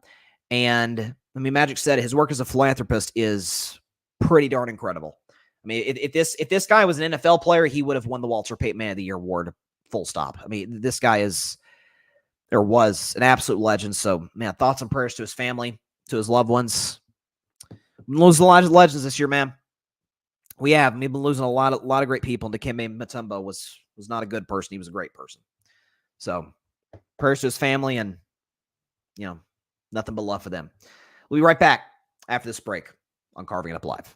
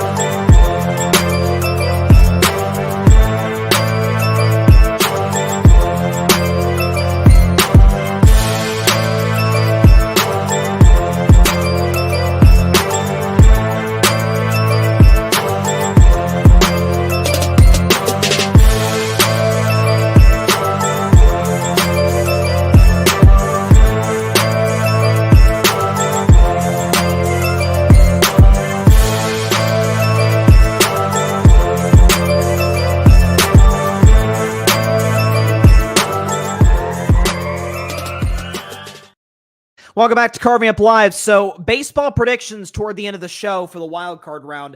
This happened 10 minutes ago. Jeff Passan tweeted. I wasn't able to watch the game, so I've been following Jeff Passan, obviously baseball insider at ESPN. Put a tweet that the Atlanta Braves did win the second game of the doubleheader against the Mets 3-0. That makes how big was that Mets win to start? Unbelievable. But the Atlanta Braves have clinched a spot in the postseason with a 3-0 win against the Mets in Game 2. So the Arizona Diamondbacks, the defending National League champions, are out. Their season is over. So, and listen, Arizona have been playing well this season. They kind of floundered, in September. But listen, with Tails' time, Atlanta Braves are in the postseason, and the Mets beat them in Game 1 to be able to get in themselves. So, pretty big development here. So, baseball playoffs are set. We'll predict the wild card round toward the end of the show. But before that, did want to recap the rest of Week 4's NFL action. But before that, did just want to remind you once again, American Red Cross, World Central Kitchen, Convoy of Hope. These are 3 incredible organizations that do unbelievable work in many different arenas, but right now on the ground in all these areas affected by Hurricane Helene. Again, I'm a guy who lives close to a lot of what's been destroyed by this tropical storm. So any help, $5, $10, could be anything, whatever's in your financial capacity to be able to give, it'll go such a long way to helping these folks be able to rebuild their lives, because it's been quite devastating to see. And listen, if we can use this show as an avenue to help folks, it'd be absolutely incredible. So whatever you have, whatever you're able to give, please do so. Again, American Red Cross, Convoy of Hope, and World Central Kitchen, all 3 incredible organizations. So links are down below here on YouTube. Please strongly consider giving and be able to help all these folks devastated by the hurricane be able to rebuild their lives. All right, so Week 4 NFL recap. Minnesota Vikings. Listen, the final score was not indicative of how most of this game went. They beat the Green Bay Packers 31-29. Minnesota 4-0 on the season. By the way, Minnesota Vikings, I saw this stat today. It's pretty incredible, okay? The Vikings are the first team in NFL history to ever start 4-0 when beating 3 teams who won a playoff game the year prior.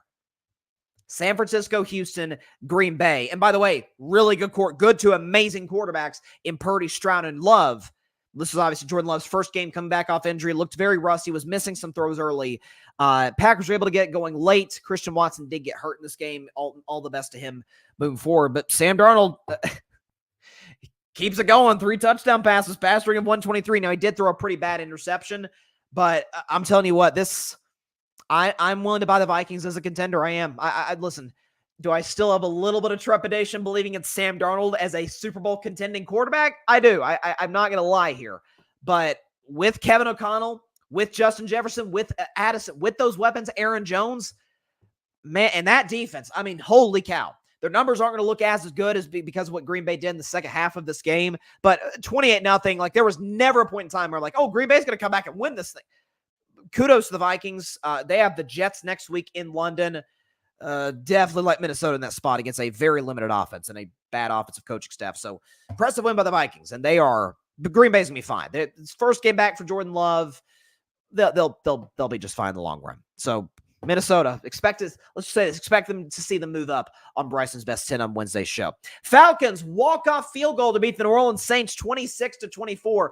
This was one of my if I were a Betman games, and gosh darn you, Atlanta, for not covering 2.5 point favorites, and you win by 2. It's just it's one of those that is just absolutely heartbreaking. But listen, the Saints have come back down to earth. Yeah, I know Saints fans were on me, rightfully so. I said the Saints would be one of the worst teams in the NFL this season. Looks like I'm probably going to be wrong on that, but I also, when they scored 47 on Carolina, 44 on Dallas, I'm like, they're not that good. Like, let's pump our brakes. Still a great offense. I love Clint Kubiak. I think he could be a head coach next season. Alvin Kamara, Tennessee guy, but Atlanta's a better team. It took him a walk-off field goal home. I get that. And Atlanta's defense still needs to get some things ironed out. But Kirk Cousins was clutch at the end, struggled throughout most of the day. But tell you what, get the ball to Bijan Robinson more. That's all I got to say. I'm sure I think he's beat up right now, but get the ball to Bijan Robinson more. So picked Atlanta win the NFC South. Feel pretty good about that. Speaking of NFC South, Tampa Bay Bucks bludgeoning the Philadelphia Eagles 33-16. This was my upset of the week. I got it correct, but this was to me one of the easiest upset of the weeks ever. So Tampa Bay at home against an Eagles team that struggled to beat the Saints in New Orleans, only scored 15 points, is without A.J. Brown, is without Devontae Smith, and without Lane Johnson. Meanwhile, Tampa Bay against this team that had some of those guys healthy, with Jason Kelce, mind you, smoked them in a playoff game. And by the way, it's coming off a bad week themselves. We know teams that don't play well and they're well coached, and Todd Bowles is a good coach, are going to bounce back the week after, win, lose, or draw. They're going to play better. Listen, I didn't maybe necessarily see a blowout. I could not believe the Eagles were 2-point favorites in the spot. Couldn't believe it. It's a bad defense. It's a bad coaching staff, particularly with Sirianni and Kellen Moore. And Fangio, by the way, doesn't have his fastball the way he used to. I think in large part he just doesn't have the personnel in this Eagles defense. And Jalen Hurts, listen, I want to believe in him so bad, I do, but leads the NFL in turnovers going back to last season. Folks, he has 27 turnovers. That's a problem. Saquon Barkley's excellent. I mean, he's still doing his thing, but they'll look better offensively once A.J. Brown, Devontae Smith get back in the lineup. So, like, the sky isn't necessarily falling for the Eagles, at least if you're, like, predicting them to be a playoff team, which I didn't, but I understand why some folks did. They got Cleveland next week. Or I'm sorry, rather in a couple weeks. Just a bye week for Philly. So this is a kind of a get-right spot. A lot of winnable games coming up for Philly, Cleveland, New York Giants, who I think could give them actually kind of a fight. Jacksonville. There's some games right here in the spot where, Philadelphia could get right. They asked Carolina later this season, the Giants again. So sky's not falling, but I still believe this is not a playoff team. In large part because I don't trust the coach or offensive coordinator, and to a certain level the quarterback, and I darn sure don't trust the defense. It's going to be Dallas or Washington comes out of the NFC East. Like, it's so funny. Like, I'll get to Washington. Philadelphia has a way better roster than Dallas, but a worse coaching staff. And Dallas, again, Mike McCarthy is exactly great, but I'll take Mike McCarthy over Nick Sirianni any day of the week. And I'll certainly take Dak Prescott over Jalen Hurts any day of the week. So I'm sticking to my prediction of Dallas winning the NFC East just because of pick integrity. I do believe in that. If you make a pick, you stick to your pick. Now, if you're proven wrong, you got to move off the pick, but it is what it is. Bengals beat Carolina by 10. So I did think the Bengals would win and that they'd cover. Joe Burrow still looks excellent. Jamar Chase looks fantastic. I don't know why the Bengals haven't paid him yet. And kudos to Carolina for staying in it and really hanging in there with Cincinnati throughout this football game, this defense is a problem still. I don't know if it's going to get fixed. This could be a big problem. I mean, we could see, I'm not saying this is going to be the case, but I could see a scenario in which the Ravens come into Cincinnati and blow them out next week. I really do. I mean, the Bengals right now, they cannot stop the run. Andy Dalton carved them up. Jaden Daniels, which Jaden Daniels has been carving everybody up, but Commanders didn't punt. This is a problem moving forward for Cincinnati. That defense is, I think it's well coached, but they've got some serious issues. Their offense is going to have to overcome it every week, it appears. Texas beat the Jaguars 24-20. Hey, listen, I'm a Trevor believer. A lot of y'all know that. At least they covered. Okay? That's a step in the right direction. You come off losing by 37. Now you lose by 4, and it takes C.J. Stroud and the Texans to put together a game-winning drive. Listen. So Houston's great. We know that. C.J. Stroud, coaching staff, they're great. As far as Jacksonville, though, 0-4. Doug Peterson is blaming the players after the game. Trevor Lawrence missed a brutal deep ball to Christian Kirk. I have to say, I am not selling my Trevor Lawrence stock, darn it. If the Sam Darnold Club didn't sell their stock, why the heck should I sell the Trevor Lawrence stock? But that said, man, my guy, Trevor, you're making it harder on me, man. You were better yesterday than you were last week in Buffalo. That goes without saying. One thing I'll say, though, is like, Mac Jones. Hey, get out of here. He's Mac Jones fans, if there are any left. Bears beat the Rams 24-18. That was also one of the If I Were a Batman games I was incorrect on, and I'm going to bounce back from this. But listen, the injuries continue to pile on for the Rams. They continue to deal with the injuries. I have got to get Cooper Kupp back as soon as possible. Jay Glazer said yesterday he might not come back for another 2 weeks. Who do the Rams have next in their schedule? They're 1-3. Oh, shoot. They got the Packers coming in. That's going to be a... Listen, I was there in Nashville. Green Bay took over that stadium. I called it Country Lambeau. Next week in LA, what are we going to call it? Coastal Lambeau? I mean, then they got the Raiders 2 weeks after that. But, boy, I tell you, look at the Rams schedule. There's winnable games, but you got the Niners, you got the Bills, Seattle twice. There's some Minnesota. There's some tough games on the schedule here for Minnesota. Or sorry, for the Rams. As for Chicago, listen, I had them as a playoff team coming into this season. I still feel good about it. It's a great defense still. Caleb Williams, again, you see the progression, looking better and better and better every week. There needs to be a better connection between him and DJ Moore. You saw DJ Moore on the sideline wasn't thrilled with some of with some of what was going on. But listen, the Chicago finally found a run game. That to me is the big story. They were the worst running football team in the NFL coming into this game. Maybe they found an identity with DeAndre Swift. If they have, they can really help this offense and give Caleb kind of that stability to evolve into the player that I think he's going to become, which I think is fantastic. Speaking of fantastic, and speaking of great rookies, Jaden Daniels, Commanders, 42-14 over the Cardinals. I took Arizona to win and cover, but boy, was I wrong on that. I thought, listen, I still don't really like Washington's back into their defense. I still don't really trust them, but in this game, they play well. Kyler had a rough day at the office. Again, Marvin Harrison Jr., not a lot of impact in this game. Jaden Daniels, okay? Highest, this is a real stat, through his first 4 games. This isn't a rookie stat. No player, no quarterback in the history of the NFL has completed a higher percent of his passes through the first 4 games of a season than Jaden Daniels. 82% of his passes. For the record, the next 2 closest, Peyton Manning in 2008, Tom Brady in 2007. Those 2 won league MVPs that year, of those 2 years. So, I'm not saying Jaden Daniels is going to take home league MVP honors, but I mean, running the football, he's accurate throwing it. This Washington team's real, man. I had them as like an 8-win team on the outset of the playoffs, like making a push to get in. That's kind of still where I'm at with them because I don't trust their defense. Boy, I'll tell you, we'll see if Cliff Kingsbury is able to keep the fastball come late season because that tends to be where he struggles as the offensive coordinator. But man, oh man, I said there was 3 quarterbacks I believed in coming out of last year's draft. Caleb, Michael Penix, we'll have to see later from him, and Jaden Daniels. Looks really good. Niners blew out the Patriots. Of course they did. Brock Purdy was great. Yeah, Juwan Jennings doing his thing. They did what they're supposed to do. By the way, Brock Purdy great. Let's back up. Maybe a Freudian slip to a certain degree, but he was fine. He did what he's supposed to do. It didn't need him to do anything crazy. A touchdown to Kittle, though, was a dumb throw. I'm not going to lie. That was, you got to cut those out.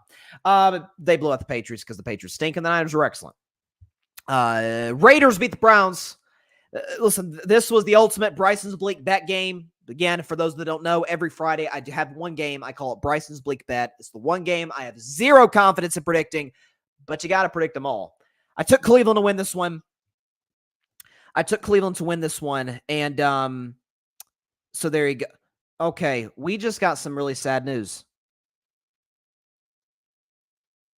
We just got some sad news coming out of Major League Baseball. That's the last game we were going to touch on, by the way. Kudos to the Raiders. The Browns aren't very good. This just came in. Breaking news from Jeff Passan. Gosh, this sucks. Pete Rose has passed away. He was 83 years old. Jeff Passan just broke it literally like 30 seconds ago. Dang. Listen, this is... and I'll get to baseball playoff prediction in just a second, but my gosh, I mean, we just paid tribute to Dikembe Mutombo, and now Pete Rose is gone. So this was one of the greatest baseball players ever. That goes without saying. All-time leader in hits. I don't want to turn a sad moment, at least at this stage in the game, into a rant moment. Maybe I'll do a segment on carving up the context on Wednesday on this. It's a pretty shameful day for Major League Baseball that this man is not in. And if they ever come to their senses and put this man in the Hall of Fame where he belongs, he won't be there to see it. Sad day for baseball for two reasons. A, because we lost a legend. And B, because he won't get to see himself go in the Hall of Fame. Hate that. Hate to see that news. Really, really, really do. So, man, rest in peace, Pete Rose. I did not see that coming. Maybe I feel partly because I feel somewhat of a personal tie to Pete Rose, just because obviously I didn't see him play, but he was literally like my dad's favorite player growing up. My dad was a diehard like Cincinnati Reds fan during the Big Red Machine. I'm probably aging you, Pop, so I apologize, but man, that sucks. Man, we have lost so many legends in sports and outside of sports in 2024. That's just so. Yeah, Pete Rose gone at the age of 53. Baseball writers, I'm going to hold my tongue for Wednesday when I really dive into this. Hope you're happy. Hope you're happy. This guy should have seen himself going to Cooperstown, and now he won't get that. Maybe his family will, but he won't. Pretty sad news. Really, really, really, really unfortunate. So rest in peace, Pete Rose, one of the greatest players ever, all-time leader in hits. Charlie Hustle, we know his moniker and what his legacy is. Funny commentator too, by the way. He worked for Fox Sports for a while, did the World Series. Man, big loss for baseball, no question about it, especially in the eve of the playoffs. It's just really sad. Speaking of baseball, we can go ahead and shift to that. Quickly predict the playoffs super fast, and then I'll go ahead and get into our Monday Night Football double dip before we get out of here. And again, folks, this is a fundraising show today. Hurricane Helene relief. We got the American Red Cross. We got Convoy of Hope, and we got the World Central Kitchen. If you could donate anything, within your financial capacity to any of these organizations, it will help tremendously. I cannot emphasize this enough to address the recovery of from this terrible natural disaster. So there you go. Let's do what we can to try and help these folks. All right, so baseball predictions for the wild card round. Let's get the dramatic playoff music. Do we have it? Here we go. Let's do it right now.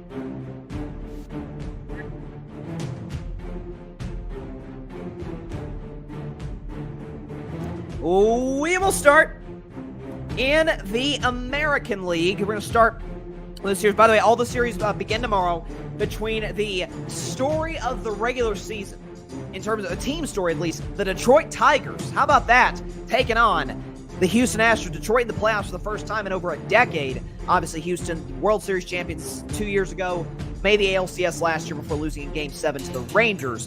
So Houston's favored to win this series. How about Detroit, though? Okay, mid-season, they got the young core, young pitching staff that's really young and really talented, but they're under 500. They go on a tear at the end of the season and make the playoffs with the best ERA in baseball. It was like a 260, somewhere in that ballpark, ERA to close the regular season and be able to face the Houston Astros. So I think it's going to be a close series. We know pitching, not just pitching, but how you play coming into the playoffs. You're going to see that as kind of a theme in terms of my prediction. How you play coming into the playoffs really, really, really goes a long way in terms of postseason success. If you're the 1 seed, but you're not playing well, it often comes back to bite you. I mean, we saw last year, Arizona gets in by the skin of their teeth in the playoffs. By the way, misses this year by the skin of their teeth. Last year, making the World Series. We've seen it so many times throughout baseball history. You just get in, just sneak in, and you're playing good baseball. Especially if you're pitching well, you can have major success in October. Detroit will push Houston, but listen, Yordan Alvarez, Jose Altuve, like that core that has brought Houston a lot of success over the years, it's still there. They're still, Alex Bregman, all those guys. I'm going to roll with Houston somewhat hesitantly. They haven't been as good this year as they were in years past. They won a bad AL Central, AL West, rather. So I apologize, AL West. But I do think Houston will win this series in 2-1. This is obviously a best of 3 in the wild card format since they changed it a couple of years ago. Props to Detroit. If Detroit wins this series, good for them. Y'all know I'm a big-time Detroit Lions supporter. But give me the Houston Astros to win this series in 3 games, in the max 3 games in this wild card round. Staying in the AL, another young upstart team, really 2 of them. Kansas City Royals, Baltimore Orioles. First of all, I'm just going to say in the outset, I'm pulling for Kansas City because I'm a Red Sox fan. I ain't pulling for no darn Baltimore Orioles. But Bobby Witt Jr., he's not going to win AL MVP. It's going to go to Aaron Judge. I think it should go to Aaron Judge. The man hit, 57 or so jacks this year. Bobby Witt Jr. is special, okay, in terms of hitting for average, be able to run the bases. He's a power hitter. He's a special, special guy to this Kansas City organization, which, by the way, is making their first playoff appearance since they won the whole darn thing back in 2015 against the New York Mets. It's a young, talented squad. A pitching staff, I still have some questions about, what they can bring to the table in terms of their bullpen. But Baltimore's got a talented roster as well. A lot of young, talented guys, particularly, on the offensive in terms of their lineup. Do we have the graphic? As a matter of fact, I don't know if we have the graphic. We can put this in there. The Orioles and Kansas City graphic. Do we have it? We may not have it. We should anyway. I guess we don't. Either way, we don't have the graphic, but we should. I think Kansas City is going to win this series in 2 games. We're going to get the quick sweep in Baltimore. Orioles, for the second straight year, are swept in the playoffs. I'm mostly just saying that just because I don't like Baltimore because I'm an AL East guy. Moving on to the National League. New York Mets winning the game of the season to get in the playoffs. It's not a curse. I'm trying to think of the opposite of a curse. The comeback by the Mets this season, starting around May, June, when Grimace, of all people, resurrects the dead New York Mets who were not playing good baseball at all. My man Alfred Parsons Jr., shout out to him, he does the graphics, big-time Mets guy. Thought they would be like the worst team in baseball this year. My guy Barry Grant Jr., also a big Mets fan, great guy, was just down on the Mets. It was just not watch the games, was pissed they brought Hawk to a girl. The point is, Francisco Lindor has been nothing short of special. He's going to, in my opinion, should come in second for NL MVP to Shohei Ohtani. This has been an excellent baseball team. They played as well as anybody in the sport since the mid-year and coming on to this year. It's great to see them in the postseason, both New York teams, in October. Listen, as for the Brewers, Milwaukee Brewers, they are always here. They always win the NL Central. My bold prediction coming into the year was picking the Reds and Ellie De La Cruz, one of my favorite players, to win that division. Milwaukee, but this, by the way, despite losing multiple pieces, despite losing Craig Counsell to the Chicago Cubs, despite losing some of their major key contributors from a year ago, they're back in the spot. With that said, New York Mets fans are going to like this, I think. Do we have that graphic? Crap. Let's get the Mets graphic up in here. All right, Mets Brewers. Do we have it? There it is. Okay, I'm going to take the New York Baseball Mets to win this series and advance to the NLDS. They're going to win this one in quick 2 games in Milwaukee, take care of the Brewers, and advance to the NLDS. This has been a fun scoring. They've been playing excellent baseball, hitting the ball for average on the bases, and obviously a great pitching staff as well. The New York's being able to put together. So give me the Mets to advance the LDS. And finally, Atlanta Braves, who won the final game of the regular season against the Mets to get in, thus eliminating the Arizona Diamondbacks. They're taking on the San Diego Padres, who have a ridiculous rotation this year. And just look what they bring to the table, in terms of pitching staff. Okay, you got freaking Yu Darvish, you got all these guys, Michael King. It's insane with the Padres being bring to the table. Braves get in, they're beat up.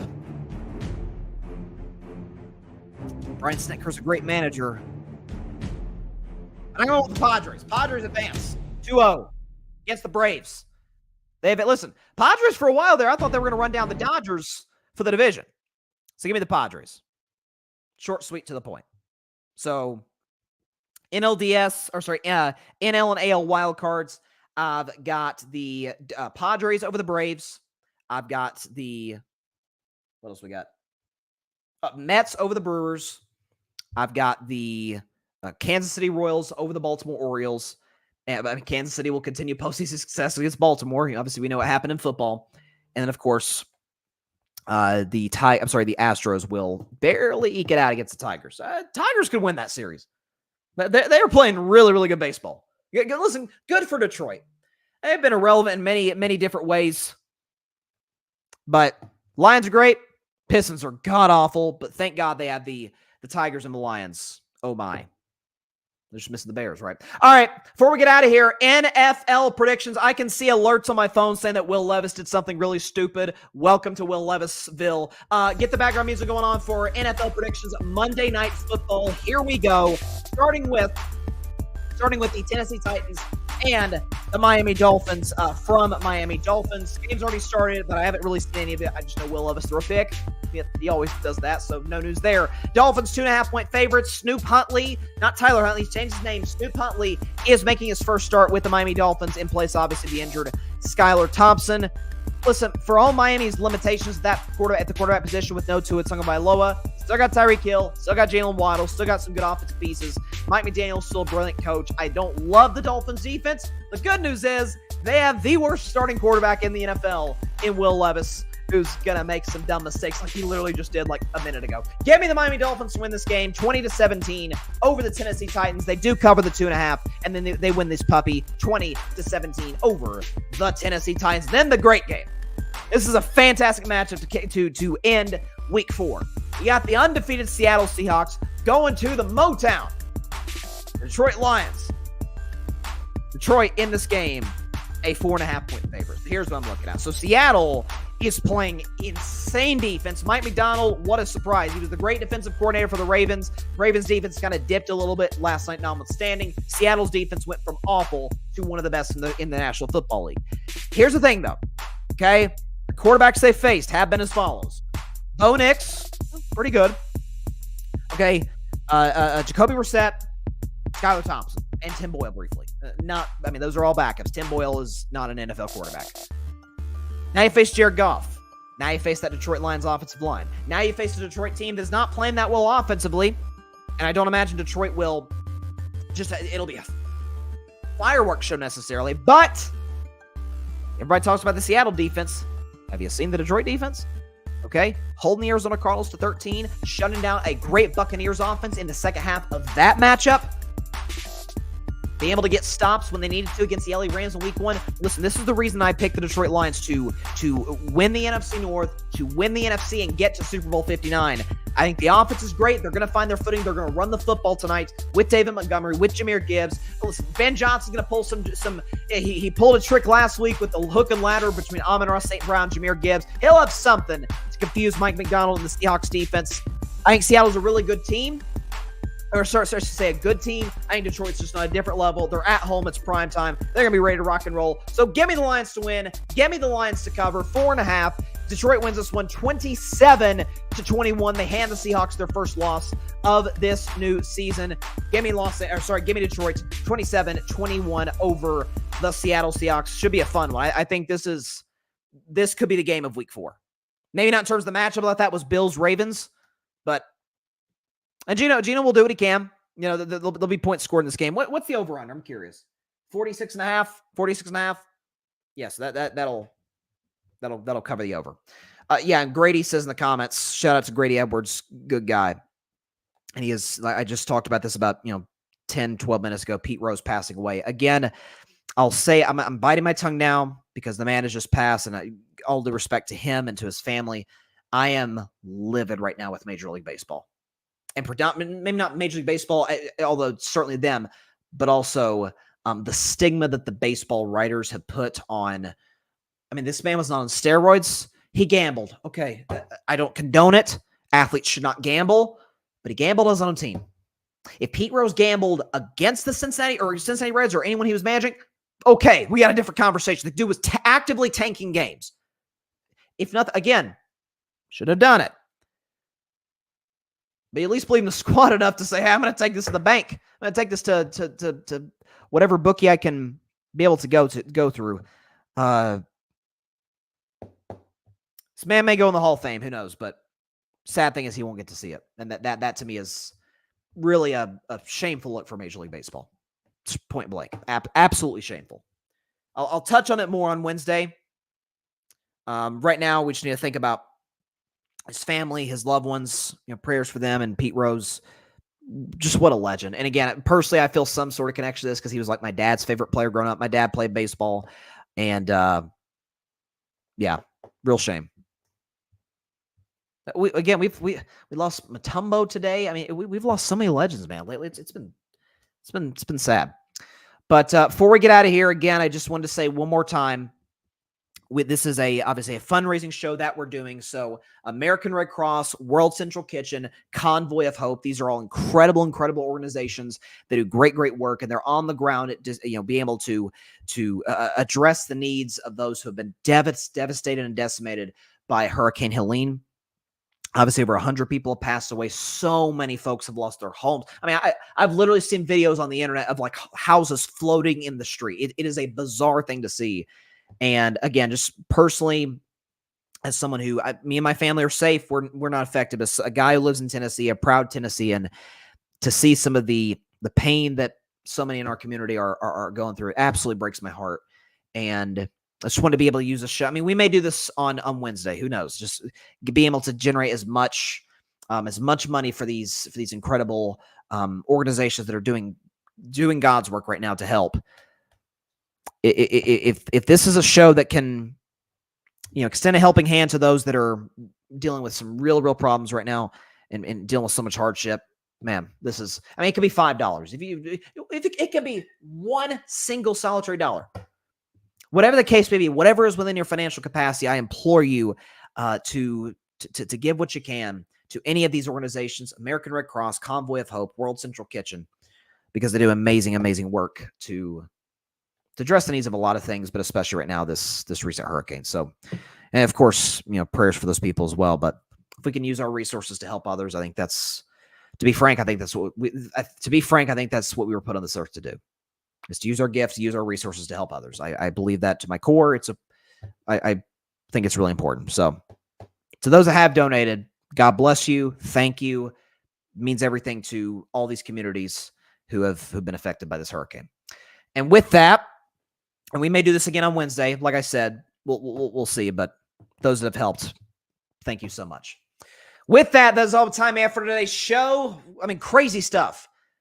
Baseball, football, NFL and college, Knicks trade with Cat. I mean, crazy, crazy stuff on today's episode of Carving It Up Live. So with that, that's all the time I have for today's show. Appreciate everybody stopping by.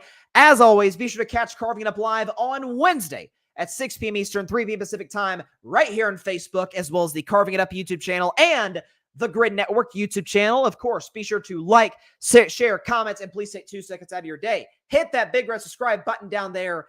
It helps the channel grow exponentially. Also, more importantly, down there in the description are, once again, the links to American Red Cross, to Convoy of Hope, to World Central Kitchen, who are doing incredible work to address the relief efforts of Hurricane Helene. So whatever is within your capacity to give, please, please, please do so to help these folks that have been dealing with the hardships of this hurricane.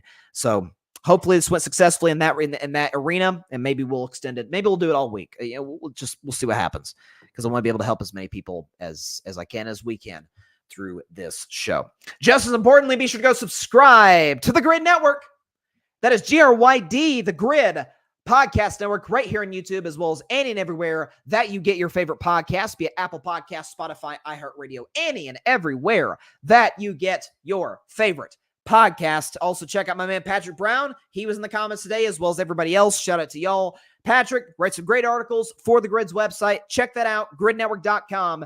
The link to that is on Instagram, on our social media. Check us all out. Check out everybody else, all of our incredible content creators. 8 o'clock spot, episode 2 of season 2 is tomorrow at 8 p.m. Eastern, 5 p.m. Pacific. The best sports game show in town.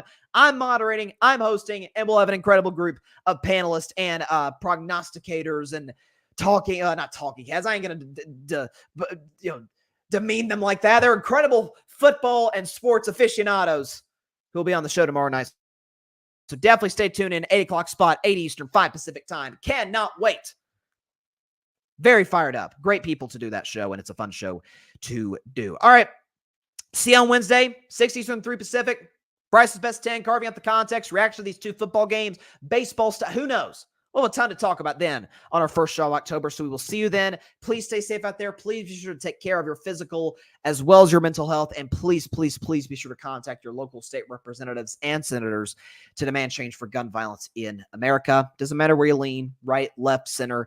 This is an issue that impacts every single one of us on a day-to-day basis in this country, and no matter what anyone tries to tell you, oh, it's not a problem, or oh, there's only one solution to the problem, both are BS. Both are not true. It's a gigantic problem that is a number of nuanced solutions to combat it. So it's been an election year. Anyone on either side that doesn't show a sense of urgency to address it, either vote them out or vote against them, because we got to address this as soon as possible to save as many lives as we can in this beautiful country. And hopefully we can also do that through the Hurricane Helene relief efforts. Again, in the description, it'll still be there even after this live is over. So feel free to donate whatever you can to these incredible organizations to be able to address this, address the devastation that has come because of the storm. It really mean a lot to the people who've been affected. All right. See you on Wednesday. See you tomorrow on the 8 o'clock spot on the Grid Network. See you on this show on Wednesday at 6 p.m. Eastern. Stay safe out there. God bless y'all. Peace out. Playoffs are back. October. Here we go. Thanks so much for watching the show on YouTube, and be sure to go click that big red subscribe button and check out the other clips and full shows from Carving It Up Live, as well as our other incredible content creators here on the Grid Network.